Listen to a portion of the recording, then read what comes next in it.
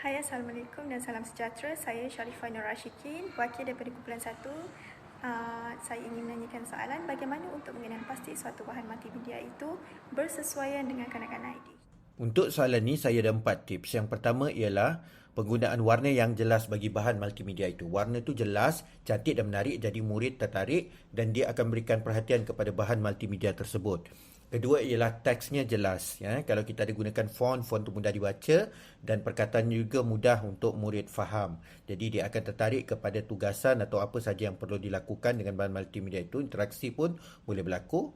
Ketiganya ialah dari segi bunyi. Kalau ada bunyi biar senang didengari, jelas, suara bunyinya kuat. Dan satu lagi, memang boleh menarik perhatian murid. Gunakan muzik yang rancak, muzik yang menyenangkan. Dan akhir sekali ialah dari segi speed lah ataupun pacing. Pacing ni dua perkara. Okay, speed ni ialah laju. Maknanya tidak terlalu laju. Kalau murid tak dapat ikut, nanti dia akan hilang interest, maka dia tak nak to be engaged dengan bahan tersebut. Dan satu lagi ialah pacing. Kalau ada beberapa task dalam satu bahan multimedia, contohnya dia kena dengar, dia kena sebut, dia kena baca, pastikan pacing tu maknanya tidak terlalu lama lah, tidak terlalu lama tempoh masa untuk setiap aktiviti tu, dan kena ada yang cepat, lambat sikit, cepat, panjang ataupun pendek. Jadi dia kena pelbagai. Jadi murid sentiasa tertarik lah. Jadi attention span mereka tu kita jaga. Assalamualaikum warahmatullahi wabarakatuh. Saya Nur Afina Syarah binti Muhammad Sani, wakil daripada kumpulan 2, ingin bertanyakan soalan screen display jenis muzik, speed of animation yang macam mana sesuai untuk kanak-kanak ADHD. Sekian, terima kasih. Kalau kita nak cakap tentang screen display, sebenarnya tak kisah. Screen display just nice, asalkan murid nampak. Kita boleh buat test dulu sama ada terlalu dekat bagi murid atau terlalu jauh, sebab kalau terlalu dekat bagi dia dan sakit mata, itu boleh menyebabkan dia distracted. So sebab ADHD ni, konsep dia mudah distracted. Jadi test dulu dia punya jarak penglihatan tu lah. Bagi saya itu yang lebih penting more than screen display size. Dan perkara kedua yang kita boleh tengok dekat sini ialah tadi tentang speed of animation. Speed of animation tu sebenarnya dia tak kisah sebenarnya.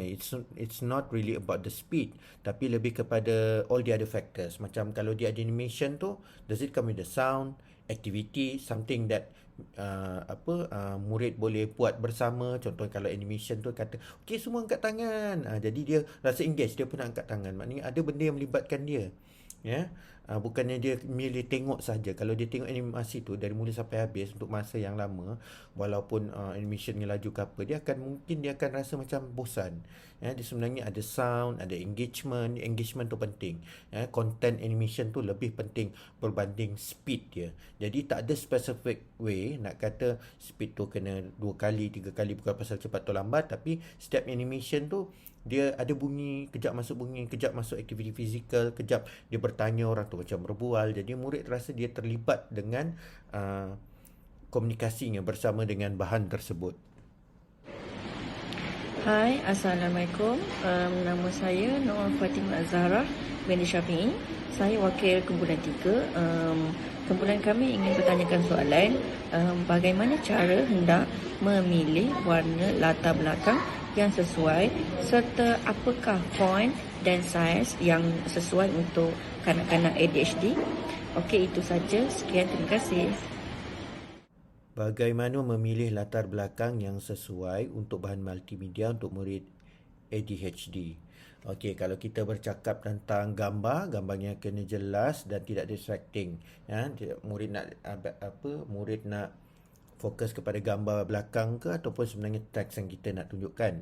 Kalau kita bercakap dari segi warna, biasa kalau latar belakang ni warna, dalam satu animasi ataupun sebuah multimedia, sebenarnya konsep asas pun bukan ADHD sahaja, dia tak ada spesifik kajian tentang warna ni untuk ADHD learners.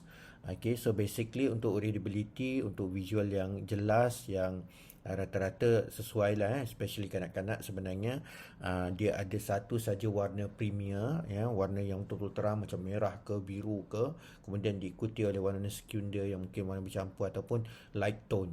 Tak boleh semuanya terang, merah, biru, hijau, nanti dia pening, nanti rasa macam disco. So, kalau ada merah tu mungkin tepi-tepi dia ada yang mungkin font ataupun sipi-sipi di warna pink, mungkin color brown yang light ataupun light blue, Jadi padanan tu kena selesa. Kalau cikgu-cikgu ada nak cari apakah padanan warna yang sesuai, boleh pergi ke coolers.co. Nanti saya sharekan link coolers.co. Itu kalau macam cikgu dah pilih warna merah, apa warna yang sesuai. Ini kalau dari segi padanan warna lah yang orang kata lebih konsisten. Kalau kita nak tanya tentang font, kalau belum ada lagi kajian spesifik yang boleh membuktikan apakah font yang terbaik, tapi kebanyakan daripada aktivis pendidikan, para pendidik yang biasa berurusan dengan murid-murid ADHD ni berpendapat bahawa tulisan perlulah jelas, readability dia kuat. Maknanya jenis font yang dipilih tu tidak berbentuk cursive, tidak boleh menyebabkan kekeliruan. Ini sama kes dia macam murid yang Linus, maknanya tulisan tu tidak ada curve, tak ada apa, yang simple macam Korean New, Focus Sans, jangan yang curvy-curvy lah. Kita kalau yang macam kartun ke animation, kita suka guna Comic Sans, tapi cuba elakkan. Sebab nanti dia boleh, sebab mereka ni macam nak cepat, nanti dia terslip, dia salah baca tulisan tu. Ini kita nak elakkan lah. Ataupun dia rasa macam benda tu satu gumpalan benda berkeriting, bila tulisan curvy-curvy apa semua tu, cursive apa semua tu, jadi dia malah nak tengok. Dia nampak just a line of benda berpintal-pintal instead of tulisan. So memang dia cepat distracted. So be careful. Nampak hurufnya satu-satu, dieja boleh nampak. Kalau font, standard lah, kena saiznya besar dan mudah untuk dibaca. Biasanya saiz mungkin 14, 16, 18. Cuba elakkan daripada 13 dan ke bawah. Assalamualaikum warahmatullahi wabarakatuh. Nama saya Iza Farzana. Saya wakil daripada kumpulan 4. Saya ada soalan.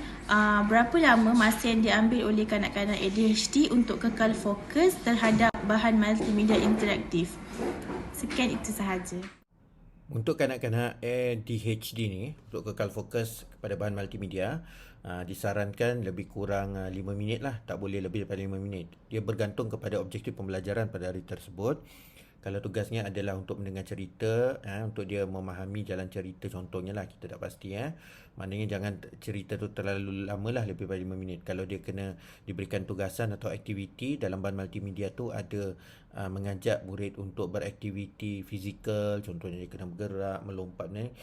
Keseluruhan kompilasi aktiviti tu tidak lebih daripada 5 minit, sebab dia berada dalam range aktiviti, range bahan itu tidak boleh lebih daripada 5 minit. Ada kata 6 minit, ada kata 5 minit dan ke bawah.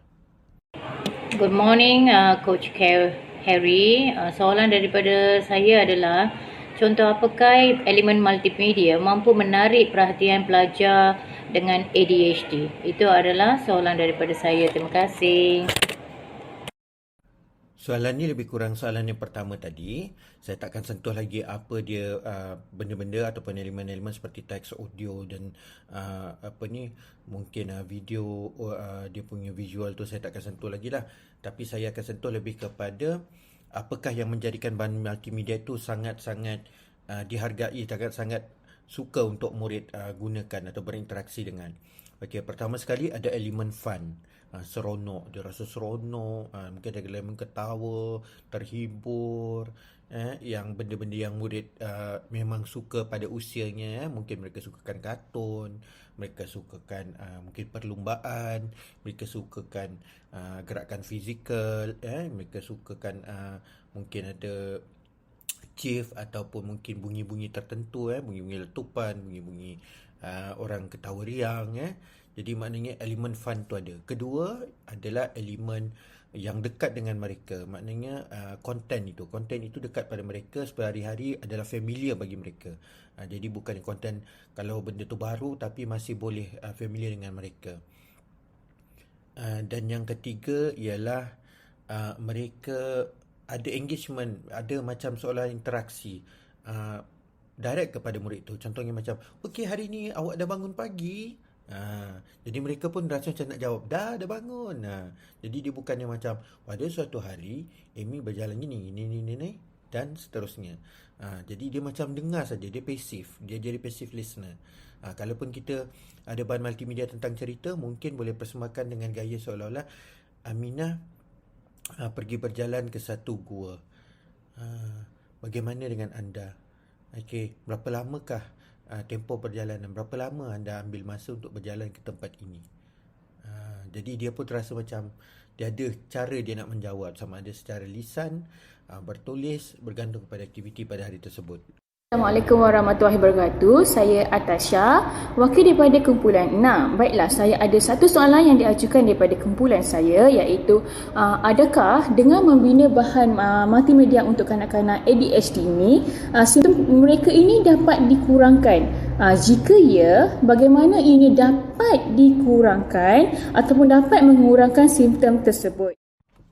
Soalan yang sangat baik.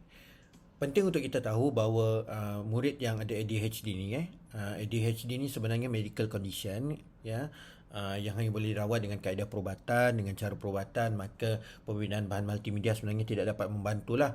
Ia hanya penting untuk kita membina bahan multimedia yang bersesuaian agar kita dapat attend kepada murid-murid ni lah, kerana somehow mereka masih perlu belajar dan apakah keadaan yang boleh membantu menyokong mereka untuk belajar dan menerima pendidikan. Assalamualaikum warahmatullahi wabarakatuh.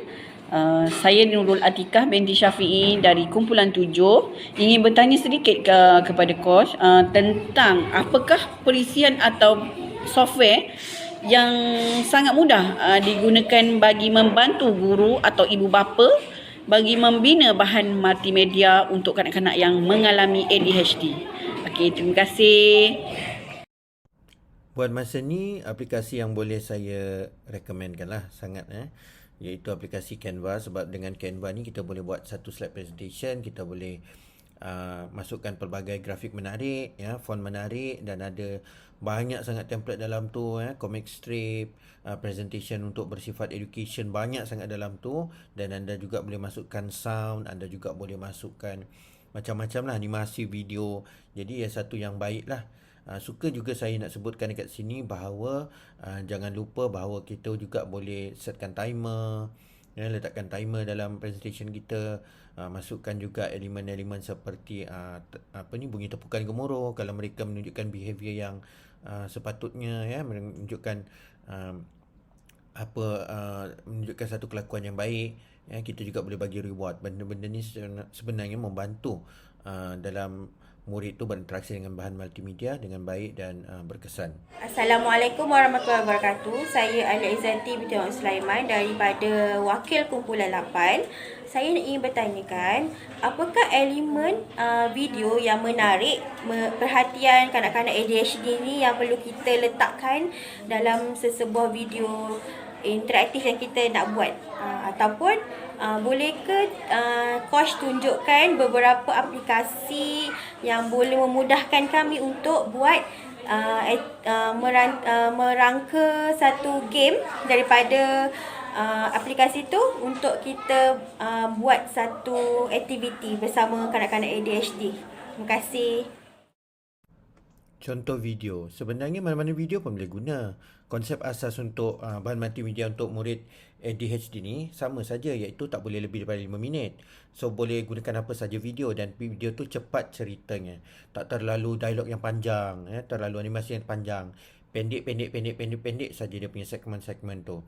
Dan mungkin selang beberapa saat mungkin panggil nama murid, selang beberapa saat ada bunyi, selang beberapa saat ada soalan untuk mereka fikir atau jawab. Jadi aktivitinya tu sentiasa interaktif. Itu yang penting, aplikasi yang boleh bantu untuk menghasilkan bahan multimedia yang bersesuaian dengan ADHD ni juga. Contohnya kalau kita nak beraktiviti, kita boleh gunakan classtools.net. Dalam tu ada pelbagai jenis flash games. Pada masa yang sama ada juga audience soundboard yang boleh kita tekan pelbagai bunyi. Ada bunyi ketawa, bunyi tepuk tangan, bunyi horn untuk catch diorang punya attention.